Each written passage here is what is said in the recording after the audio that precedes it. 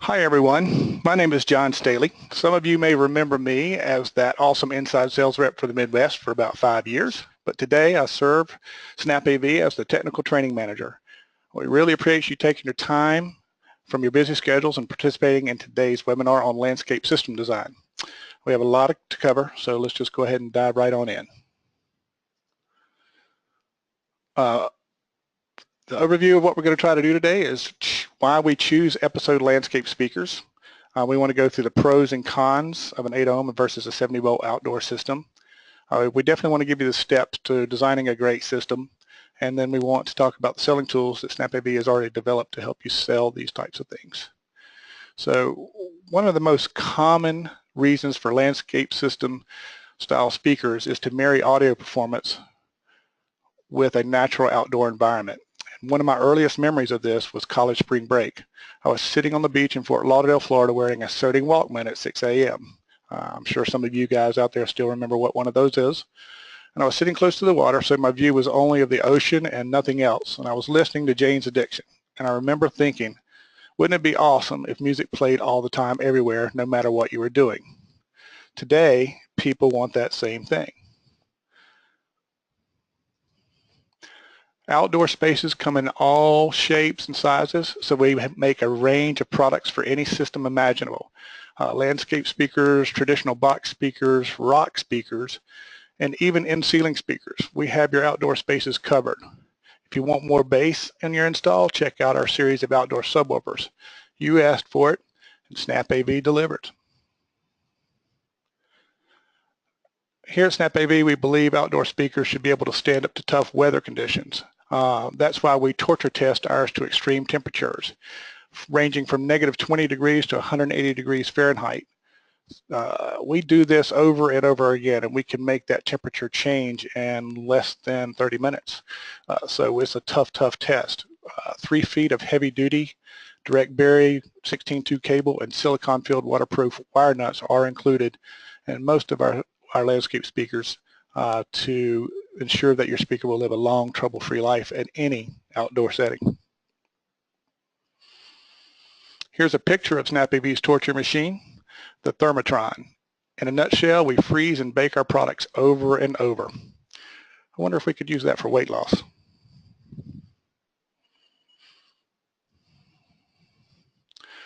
So let's talk a little bit about the advantages and disadvantages of the two types of audio systems, or the pros and cons.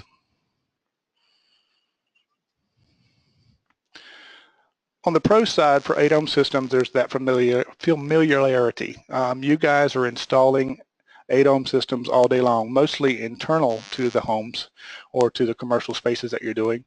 And it's something that you can do in your sleep. You run a home run wire, you hook up the system, you have a 2-channel amp or multi-channel amp. So you're very familiar with how these work. And there's a perception out there that this is the highest performing of the systems. Because you do have full range speakers and you've got full range amplifiers providing that sound.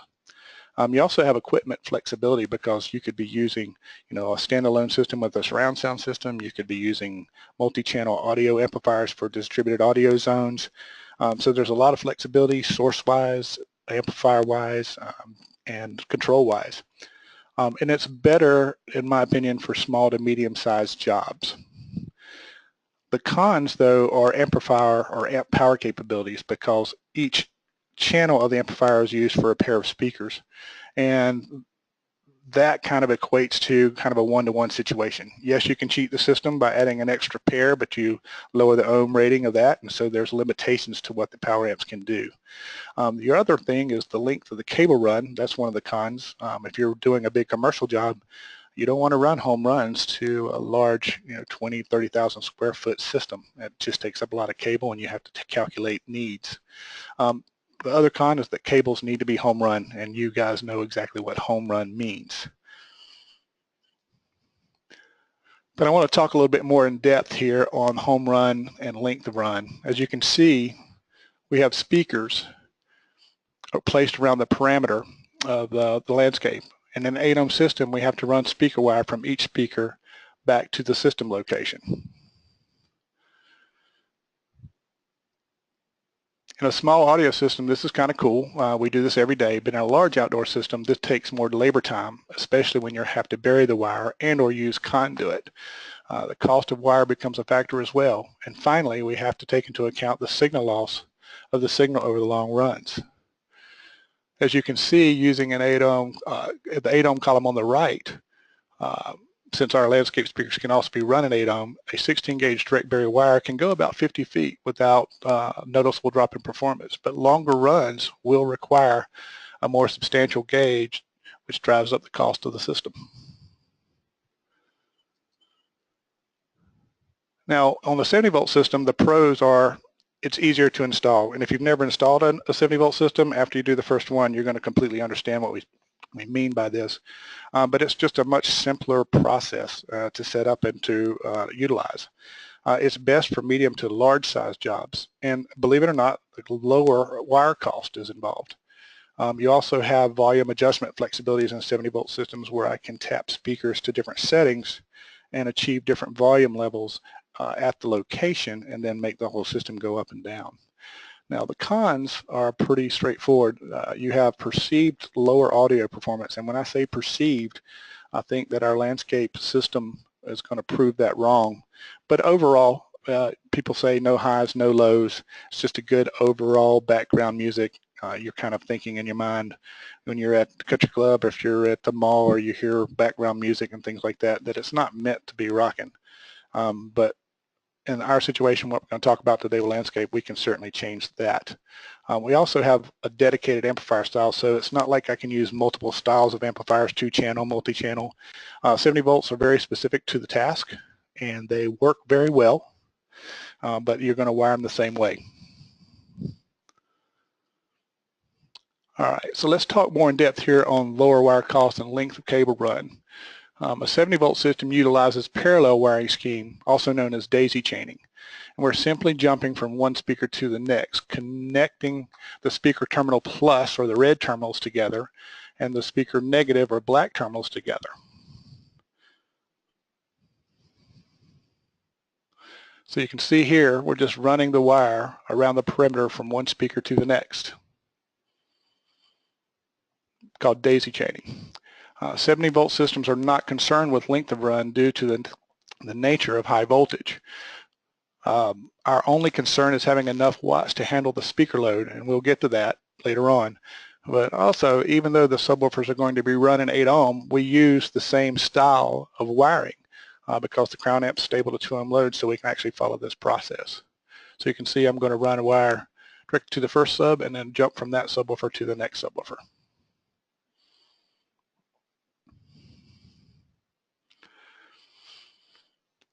And we really mean jaw-dropping when we're talking about our landscape systems. When I served as an inside sales rep here, dealers would provide me feedback with words like wow and holy crap and awesome. They told me over and over that they were not accustomed to this level of performance from previous 70-volt outdoor systems, particularly at these price points.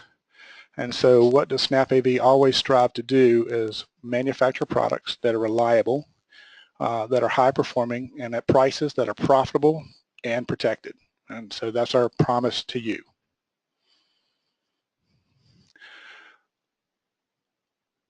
Since we're focused on landscape system design today, here's a quick picture of the 3 major products that we'll be covering: the speakers, the subwoofers, and the amplifier itself.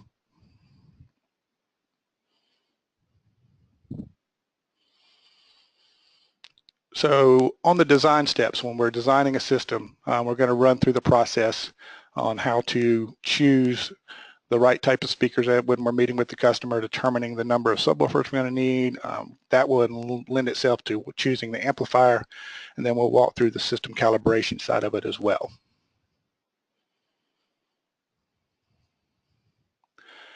So when you're meeting with the customers, this is an essential part of the process. The best scenario is walking the property and talking with the clients and asking the right questions. You also want to measure the perimeter of the space at this visit as well, because you want to know how big of a space you're working with. This can also be done on a set of blueprints or site plans if you can't actually walk the physical space. Ask open-ended questions like how important is music to you? Do you entertain a lot? And what kind of music collection do you have? How do you currently access it, whether you use streaming media or if you have dedicated sources or if you're still using CDs? Some of the things that you've been doing for years. This is also the perfect time to set expectations on performance. You want to, make them understand that it's going to be a really, really great system and it's going to sound really, really good. But when you set this whole thing up, what you really want to do is blow them away. So keep it kind of on the low down, and then when the system speaks for itself when we do the final handoff. So next thing to do is determine the number of satellite speakers. And we stand by this is that to get even coverage based on our types of speakers, we want to make sure they're about every 20 to 40 feet, linear feet, down the line from each other. We want to create uniform coverage, and this is the best way to do that.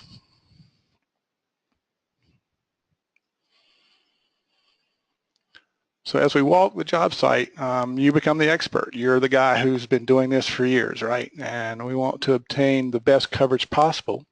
So here's a sample of a site plan that we can use, and we'll be using this over and over again. By measuring the perimeter, we can see that it's about 100 feet long and about 100 feet long and 50 feet wide. So we're looking at about 5,000 square feet for this space. And this is a rough guesstimate, and I know to scale it might not be exact, but I think you'll get the idea of what we're trying to achieve here.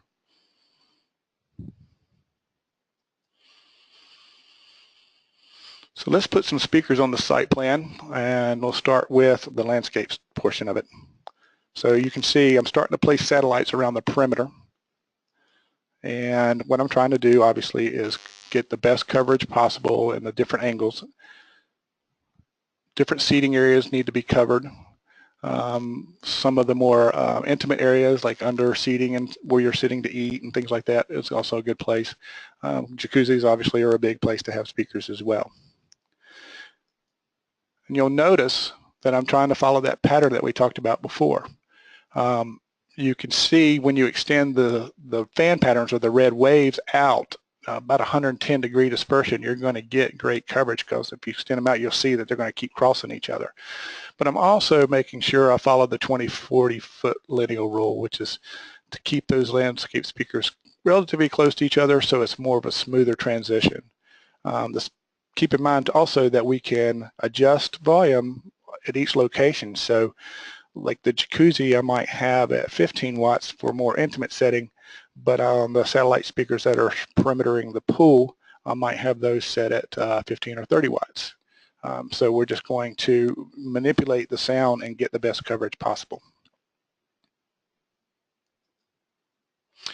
When I talk about tap settings, I'm simply talking about this little dial that's on the back. When you remove the cap from the back of the landscape speaker, there's going to be a little dial here, and that will allow you to do transformer tap settings. In this example, this is the tap setting for the 4-inch and the 6-inch speaker, which gives you 3.75 watts, 7.5 watts, 15 watts, and 30 watts.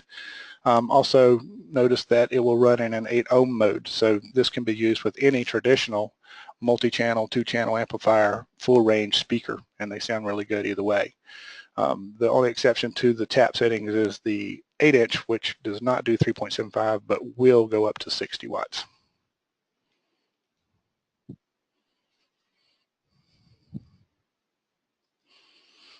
Quick note here, just like I said, you can set it to 8 ohms to be used with traditional systems. All right. We have multiple mounting options also for our landscape speakers. On this image, you can see on the far left and the far right of the trellis, I've mounted some speakers, and this is very common for our guys to do. This would be something that it would look like, and it looks really good with brown. I've actually got dealers in the past that have used these in post and beam internal speakers for like log cabins and stuff, because it fits the decor very well and they can be hidden up and they look sort of like uplights. So you can use them for a lot of different ways. The accessories on the right allow you to customize it for all kinds of scenarios. So the spike is used to just drive that thing into the ground. You can see that big square box, that is an in-ground wire box, so I can run conduit in and out of that and actually secure the the speaker much better, because when you fill in dirt around it, it becomes much more stable than the spike. We also have the trellis mount, and that little triangular one it comes with straps to be able to mount it to trees without damaging the trees themselves.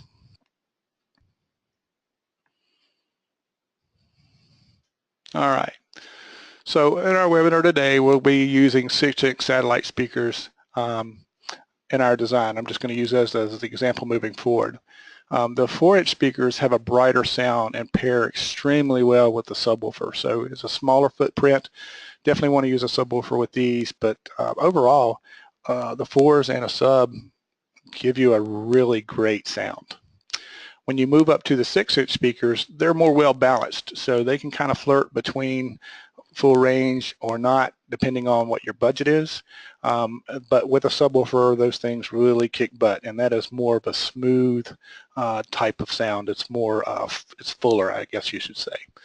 The 8-inch speakers sound great with or without a subwoofer. In other words, they're big enough and the crossover level is such that I can use these as standalone in 70 volt and get a really great solid sound. If you pair them with subwoofers, then of course you've got this system that wakes your neighbors up at night, and that's kind of cool too. Unless you invite them, then they'll stay up with you all night.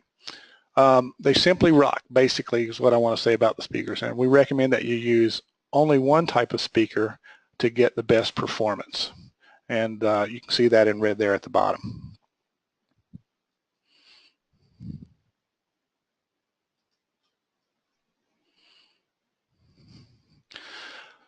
With that said, we're constantly asked by dealers if we can mix and match our other 70 volt speakers in a landscape system. So let's talk about that for a minute. The short answer is no.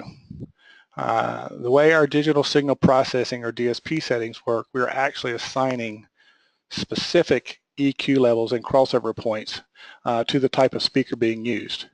There's a lot of factors to consider, including but not limited to the size and type of the drivers. Tweeters and driver sizes are different. You've got the actual built-in crossovers that are built in that are not the same because the drivers are not the same. You've got the size of the cabinets, for example, just bigger volume versus less volume based on the size of the cabinet. And then you also have whether they're directional, like the traditional landscape, or omnidirectional, which is a single speaker that has 360 sound versus something that would point in a certain direction. And they all have their purposes, but they also sound different from one to the next to the next. And so we designed the system for you to be able to install it quickly. If you stick with the tried and true same size speakers and the subwoofers and use the DSP settings, it'll save you so much time in the setup and just ease of use and everything like that. But we know that you guys are mixing and matching anyway.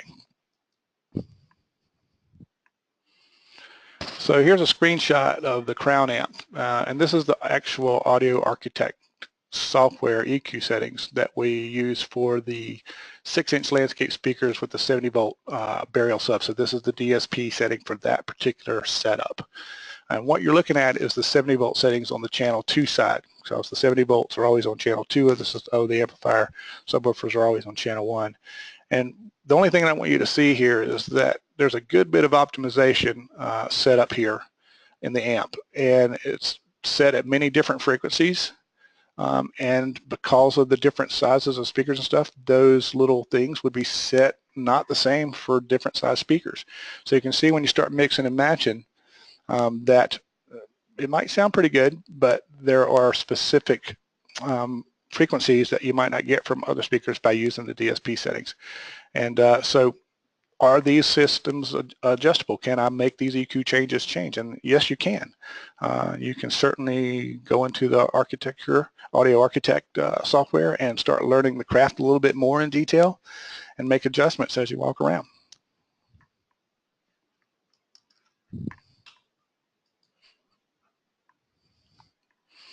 So back to the original mix and match question.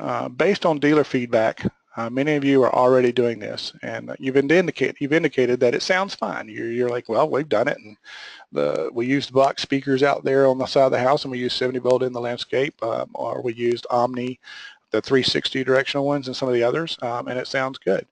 After consulting with tech support a couple of times on this, we all kind of agree that if you're going to do it, and we know that some of you are, then at least try to stick to the same driver woofer sizes when possible. So the performance will be probably better in that respect, but because they are different types of enclosures and stuff, the performance will vary. But that's just kind of a rule of thumb, is if you're going to do it, let's try to keep them all the same size if possible. Yeah, the main thing that we want to always make sure of when we're designing landscape systems is to stay within the amplifier's capabilities. So think tap settings always when you're talking about this. It's not so much, you know, the size and the efficiencies and stuff for the amplifier as it is just making sure that your total added up or sum tap settings do not exceed what the power amplifier's capabilities are. Like I said before, some of you guys, if you want to master your craft, you can do deep dives into the Crown's audio architecture software and tweak your system. And the best way to do that is to have somebody up and you're walking around on the outside listening and making some adjustments on the EQ parameters and stuff to see if you can optimize the sound for your environment.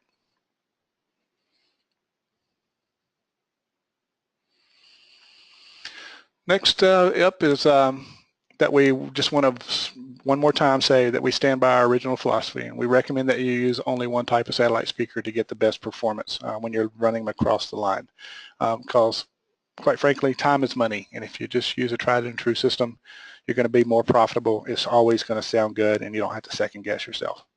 I will say that we've heard you loud and clear, and so there are additional DSP settings that we're going to submit on our website here in just a few days that will allow you to mix and match sizes of landscape speakers, but you would use one set on channel 1 and one set on channel 2 so that the DSP settings would be set for those individually. But those will be presets, and then you could use an additional amplifier for the subwoofers, like one of our sub amps.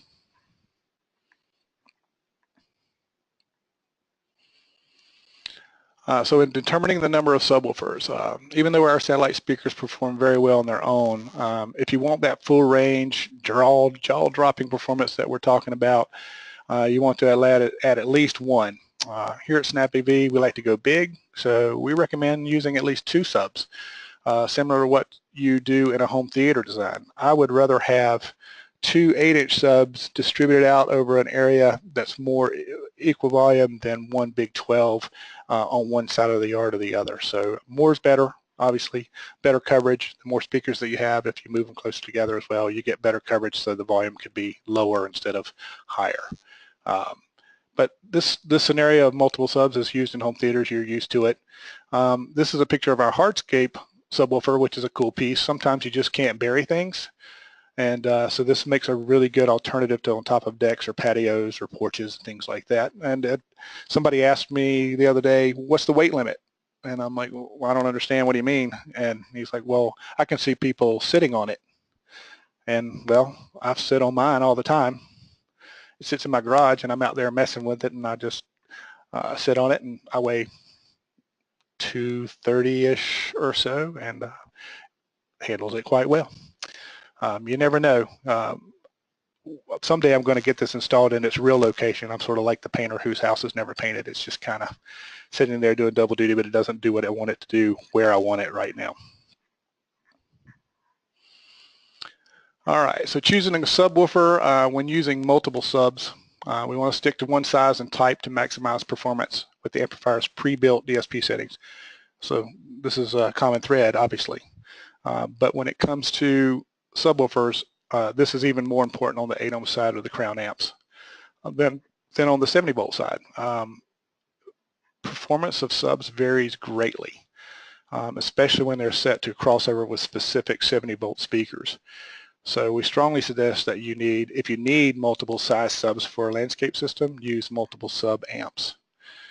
Because it's in theory using DSPs and using a 12 and a 10, because of the DSP settings and crossovers, you might not get hardly any output out of one or the other, and more than you need out of the other one. So again, strongly suggest this part.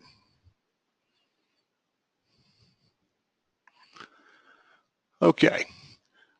The episode EA Amp Sub 1D 500R is in our wheelhouse, and it's an excellent choice. So if I need to run multiple subs, this is the one that I would use. And it does have 3 custom EQ settings for our line of subwoofers built into it as well.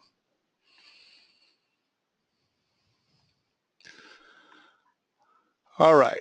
So multiple subwoofers are recommended for areas larger than 3,000 square feet. We try to place one every 40 to 60 lineal feet.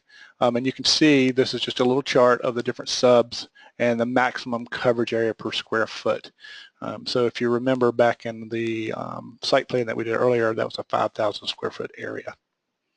The crown amplifier is very stable amplifier. It'll stable up to 2 ohms. So literally, if I'm using 3 of the same subs, I could put 3 safely in parallel on the system and utilize that.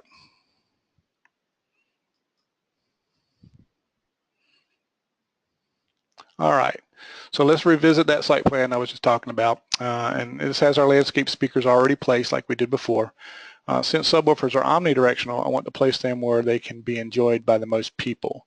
And so you can see I'm going to put one up on this end and one kind of over here towards the corner a little bit, but around the seating area. Not too close because I don't want to overpower anybody, but I want to make sure that I've got good coverage. Also note that I'm placing them roughly, if you remember, it's only a 50-foot wide section, about 100 feet long, that they're within that 60-foot lineal space. So I'm maximizing the coverage here as best I can.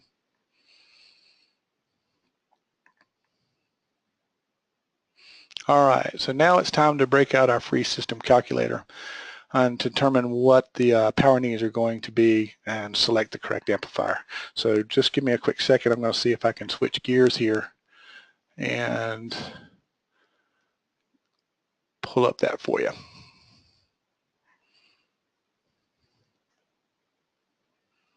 All right, so here we are. This is a tool that is downloadable from our website, and we just made it so that it's really, really easy for you to set up and do your system design. Basically, the way this works is I'm going to, let me find my mouse here real quick. There we go. I'm going to first start with the crown channel 1, which is the sub side of the crown amp.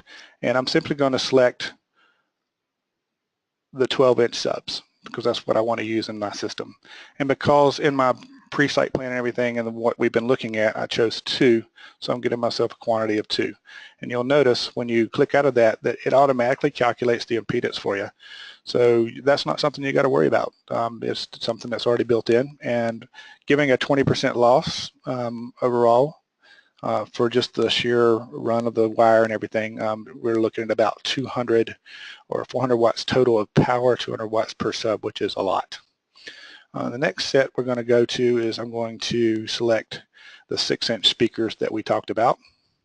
And so notice, because we strongly suggest using all of those speakers equally and not mixing and matching, it's automatically going to populate here for you.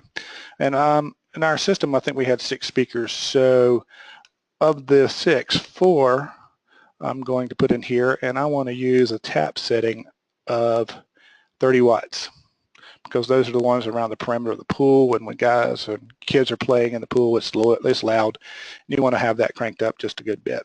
So 4 of them I'm going to tap at 30 watts, but there was a couple of the satellites that I had, the 2 of them in fact, that were kind of more intimate areas like the trellis area and also at the jacuzzi area. So I'm going to tap those a little bit lower. I'm thinking maybe 15 watts to start with. And again, these are adjustable on the fly. So once you get out there, if it's not enough or too much, it's better to error high on this end now and have the right size amplifier and adjust down than to push it to the limit and then come out there and need a bigger amplifier. So as you can see, 4 and 2, 6 gives me my total there. And you click out of that field, it'll tell you what your total power is on the channel 2, which is only 150 watts. So I've got a lot of headroom here. That's a 500 watt amp. Just imagine all the extra speakers I could put in here. So if budget's not a concern, why don't we throw in some extra speakers in there in between and give them better coverage and keep the tap settings lower, and that way you have a much more uniform sound. But I know that things have budgets, and so sometimes you got to parlay in. What would be wrong in this situation is in 5,000 square feet to have 4 satellites, 1 in each corner, and 1 subwoofer. I think that it would sound better than nothing, but I think that you would be doing a disservice at that point. So you'll see here that it's going to give you your total system power, which is 580 watts, and it also gives you the recommended amplifier. So in this case, we only need to use the 1,000 watt amplifier, and it also gives you an equipment list, which you can copy and paste and drop into your cart, and away you go. Let me see if I can get back to my PowerPoint real quick.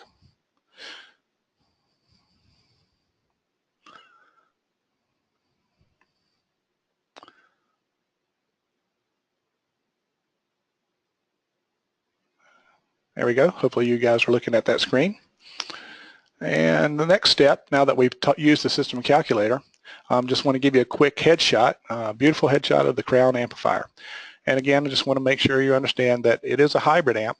It will drive 8 ohms on one side and 70 volts on the other, or it'll do 8 ohms on both sides, or it'll do 70 volts on both sides. So it's a very versatile amplifier. And I guess the only thing I can say about that is sometimes, man, you just can't build a better mousetrap. All right, so now we're going to get into the system calibration part. This is actually when we're going to start hooking up equipment. So the first thing we're going to do, we're going to run through the checklist, and we're going to connect the audio source to the Crown amp. And what we're showing here in this picture is SnapAV's new product from Autonomics called the MMS-1E, and it is a little media server or a little streamer. And so Pandora, Spotify, Tidal, any of the services that you are using can be streamed through here and used as a whole house system, multi-room audio system, part of your landscape system. And this is a multi-streaming piece when you pair it properly. But they make media servers that'll have 2 streams and on up from there. So there's a lot of options. This is one way to do it, but other ways to provide audio are through control systems, audio matrices like URC or Control4. You might have 4 or 5 different sources, and these audio matrices will supply the outputs to whichever sections or parts of the system that you want, and one of those outputs could be connected directly to the Crown amp, and so you can do it that way. It can be as simple as a variable output on a zone 2 of an AVR/surround receiver. Which is very common, 2-zone systems and outdoor being 1. That's something that we do every day. So nothing's really crazy about this. It's just providing an audio source to the system. Another example, guys will use a Sonos Connect, and they'll actually use the Sonos app to control the volume, because one of the issues that comes through here is how do you control this, the volume of a system like this. 99.9% of the time that's handled on the line level input side, because we simply don't make 500 watt volume controls. Quick thing on this, because Crown amps are commercial grade, it wants to see a balanced audio signal as the input. So we provide the adapter pictured in the top right, comes in the box, which will take the left and right audio source and sum it into a mono signal for both the left and right channel. So this comes in the box, so you don't have to recreate the wheel. It's just that Crown amps use Phoenix connectors instead of line level or balanced inputs. They use balanced inputs, but they use Phoenix connectors.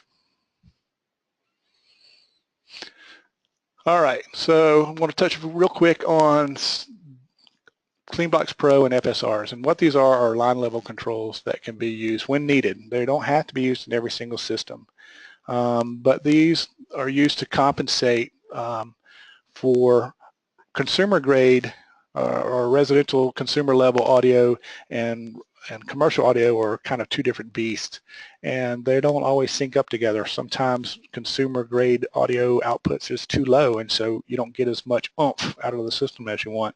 So the main reason for using these types of devices is to get a boost from the audio source. A good example of that would be cell phones. And yes, we still use cell phones, believe it or not, as audio sources. And the output voltage on that headphone jack sometimes is not hot enough. So either one of these two products is a great way to boost that up to 12 dB. If you're using our landscape demo system, or if you're demoing it live for a homeowner, you're kind of taking them out there, this is a great thing to have on hand so that you can really wow them at the demo to make sure that you're getting as much output as possible.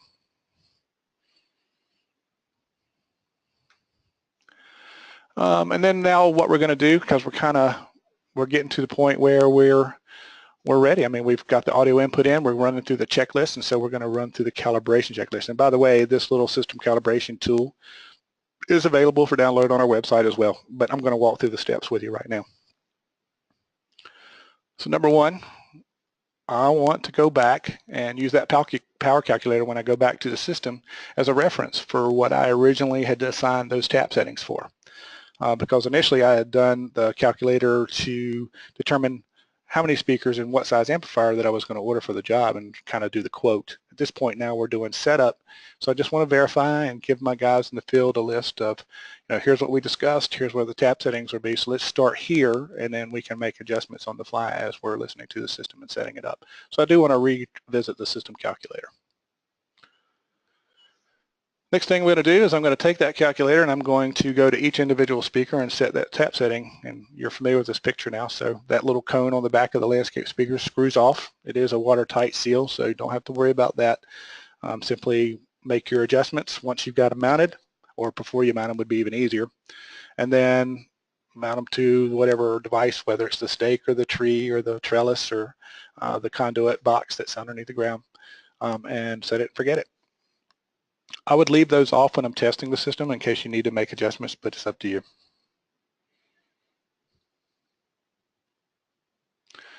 The next thing we're going to do is set the crown amplifier DSP settings for each individual channel for the type of speakers that are connected.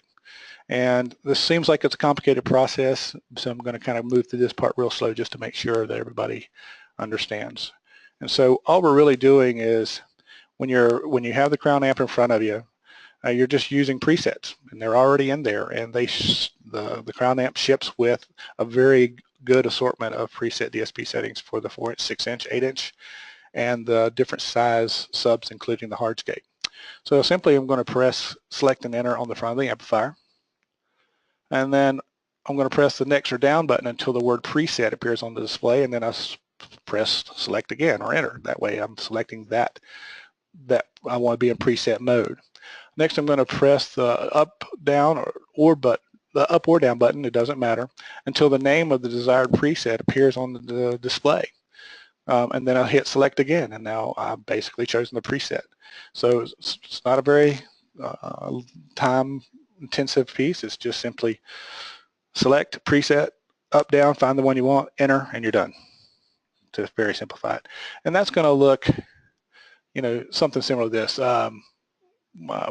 In our scenario before, we were using 6-inch satellite speakers and subwoofers, and so when you pull up the select button, as I'm hitting previous up and down, you can see I'm going through the different manuals or the different modes, and I'm looking. This is a satellite 4 with a direct bury 12-inch sub, and then there's my 6-inch satellite speakers with a bury old 12-inch sub, and so that's what those numbers indicate. And then I hit select enter, and I'm done.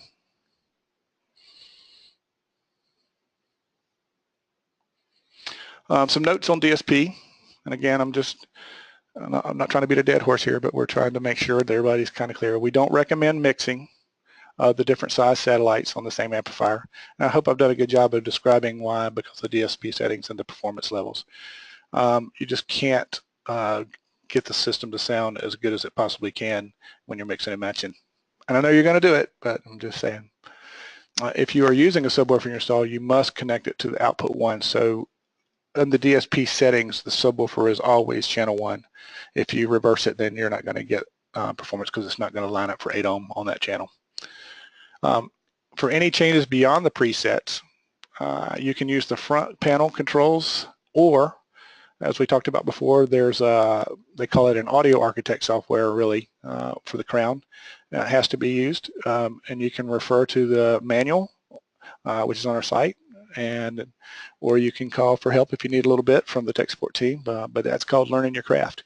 And if you want to tweak the system and kind of get in there and see if you're going to use different types of sizes of speakers, then this is a good place for you to start figuring out how to best do that. Crown, by the way, has a great website, and we really like their product a lot. So there's a lot of information out there for you on this. So the next step, obviously, is once I've got the input and the tap settings done, I've selected the DSPs, I'm just going to go to the amplifier and I'm going to set that volume, those two volume knobs up to 50%. That's a good starting point. And you don't want to overdrive the system, but you want to have some output so you can kind of gauge it right off the bat there. All right. Next step is the setting of the Cleanbox Pro. And remember, not all systems have this. But if it is, I'm going to connect it in line using the connected cable and things like that. And I'm going to set its level at 20% because I don't need a lot of boost all the time. And so we're going to start on the lower end with this. Again, it's only used to boost the low audio signal in our world coming from the source.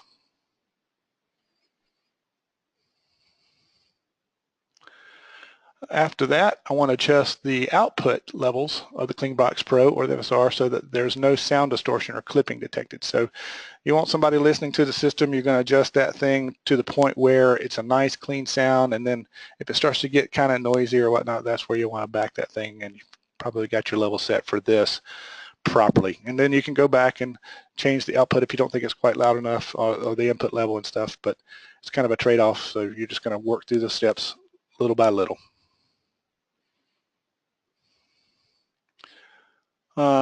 Step 8 is to adjust the volume on both channels of the Crown amp so that the sound is as loud as desired. So once you've got this system up and running, remember they were at 50% before, you're just going to turn these until you get to that level where you don't want the homeowner driving it past this point. You're kind of putting a stopgap on this thing, and just remember that red on the indicators, which are those two lines in between those two knobs, light up, green at the bottom, red at the top, and you want to kind of, if you're like me, you cheat it so that the red just flashes a little bit, but red is typically not a good thing. So you want to adjust accordingly. All right, congratulations, guys. You've installed your first landscape system. And I know it's been tough, but once you do the first one, the second one becomes easier and easier. Basically, we're going to hand the system off, and again, I want to kind of go back to that feedback that I've been getting from the dealers out there in the field for years, which is, holy crap, this thing sounds awesome. I've never had an outdoor system sound this good. When you do the time and you set up properly and you make your plans properly, this will be one of your clients' favorite things to do, is to hang out outside and listen to this. And people use this audio system for a lot of reasons. It's not just for entertaining, friends and having big parties. I use my outdoor system all the time, just for like hanging out and chilling. I like to, sit back and have a cocktail and read a book, and I don't have the system blaring like crazy, but I do like to have audio music. So this is enhancing my enjoyment for the system. So SnapAV provides you guys with selling tools as well. We want you to have the confidence to install this system, and we also want to give you some nice little things that you can use to print, some PDFs and things like that you can use, brochures, cut sheets that you can use to help sell the systems. Speaking not only from an inside salesperson here at SnapAV, but I was an integrator for 12 years. One of the hardest things it was for me to learn was to not sell out of my pocket. That the clients that we're servicing and stuff make a lot more money than I did at that time. And so it was a confidence thing. But having the right kind of tools and being confident in the system, you want to put it on every quote. You want to go out there and start quoting this all spring and summer long, because this is the season. You want to kind of push the envelope this year and see what additional things you can add to the systems that really make people happy. And by doing that over and over again, what's the worst thing that can happen is that they're going to ask you, what is it? Well, why is this on my quote? I don't know what this is.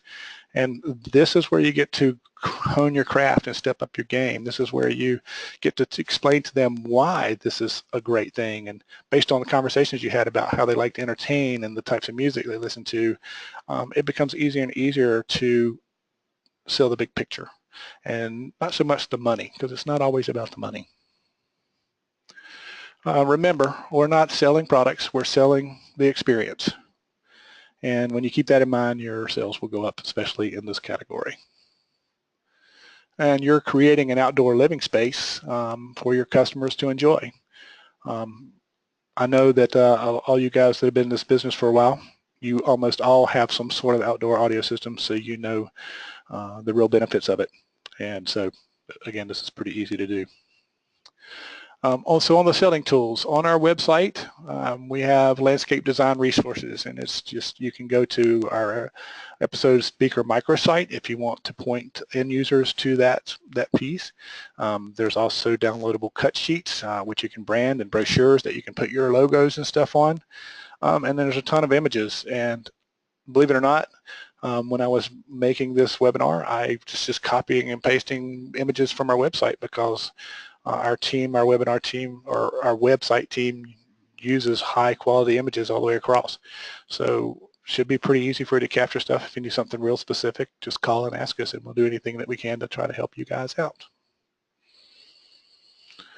So I want to thank all of you guys for attending the landscape design webinar today. I want you to obviously keep feedback coming. If you want something that we're not using, or if you think we need more DSP settings, or more questions in-depth wise, keep that feedback coming in. We take product requests and stuff very seriously. And as always, our sales teams and our tech support teams are more than happy to help you anytime they can. So if you need a technical question answered, you can. We spend a lot of time even training our customer service team to be higher knowledge based on products. And so sometimes they surprise you and they're like, well, I know this and I know that. So we're just here to help. And as always, as Nick says in all his videos, happy installing.